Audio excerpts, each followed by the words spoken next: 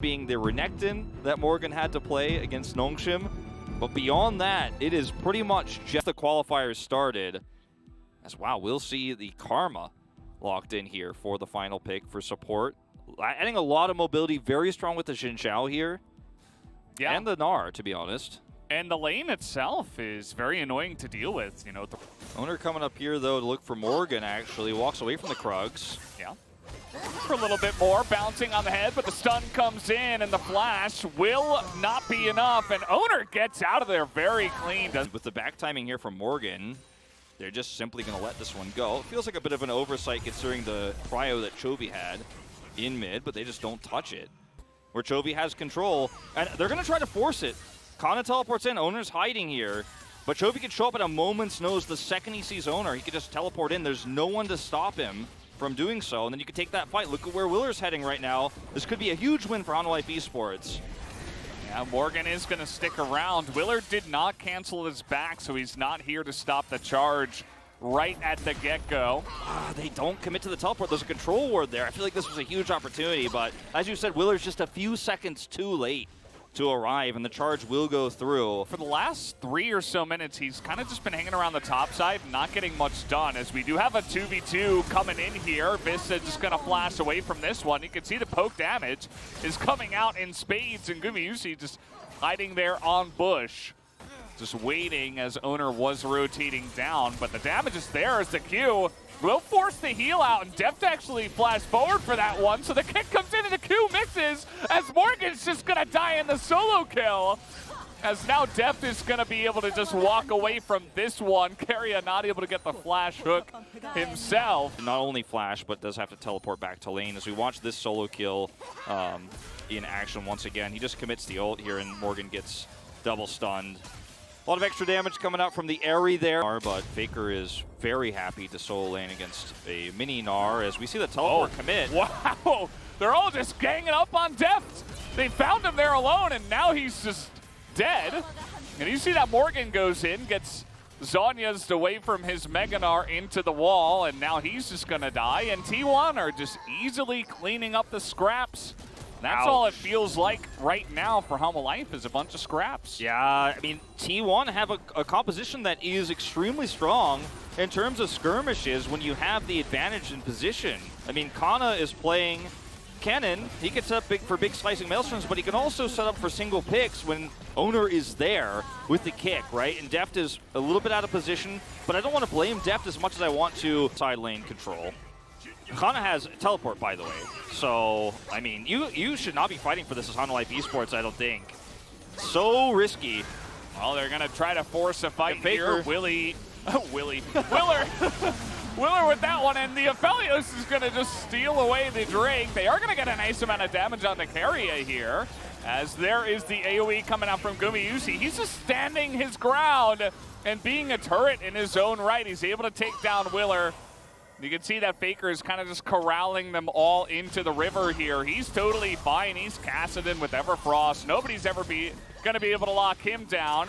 As he will chase down Morgan, and the rest of everybody else on the side of Hanwha Life will be under this turret.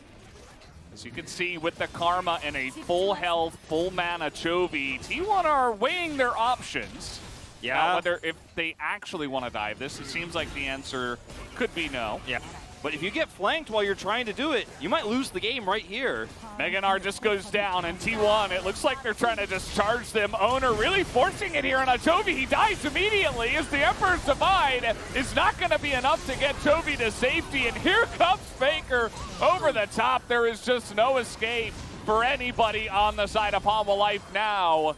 You can chase for pretty much the entire time they will be alive, as even Keria and Gumayusi here still very healthy and trying to chase down this Varus, which they will get eventually. Adapt is going to get caught here, as you say. No escape. And that's going to be a bunch of extra gold going into Faker's pocket, who's now, I believe, 4 kills in this game. He did, we'd be in a very different scenario where Kana wouldn't be able to just walk up to Gnar and say, your time here is done. No Mega Gnar. Morgan's just dead. Yeah. I mean, he will flash, actually, and Kana doesn't have flash, but he is Kennen, so... Just rush his way in. He's not able to get that auto, actually. Another lightning rush, and it looks like the hop is not off cooldown here, so we'll actually kill him through the flash. Anything to it, it's just Gumayusi goes down there, and let's see, we got the Sorelli as they know it's all Chovy or nothing, and they kick him into the team. He's able to shuffle his way out of this one, but fortunately that does mean that the rest of his team is kind of left alone. As Faker does take a lot of damage, you can see here, but he's able to survive and back away. Kana has a really nice angle here, actually. If Hanwha Life Esports decided to keep pushing mid, he could have just gone over the wall there and slicing Maelstrom them.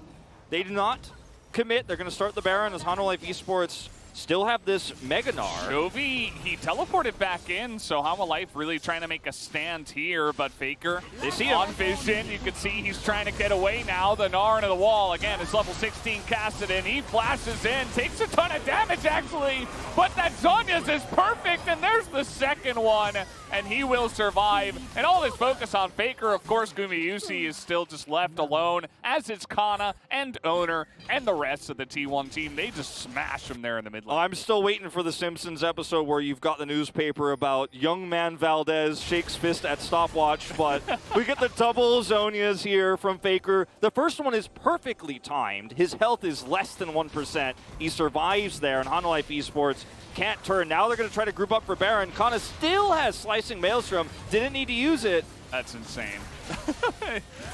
And you can see that Willer will just be taken down too, and the Baron is free here for T1. They're taking it relatively slowly, which I do respect. I mean, you have Kassadin and Aphelios, you might as well. Like, look what Kassadin at this level can do as well. You just hop over the wall.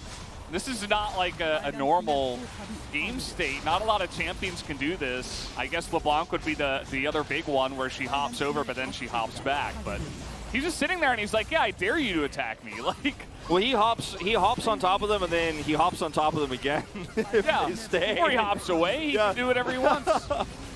And all the while, there's all this focus on the Kassadin, and Gumayusi's 4-0. And he's just like, okay, well, I'm late game Aphelios now, so. It's a 12,000 gold lead. Aphelios, by the way, also has a stopwatch now.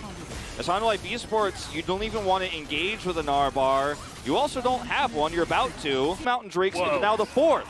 Like, how could Deft, how must Deft feel? He's like, should we even play the game anymore? Yeah.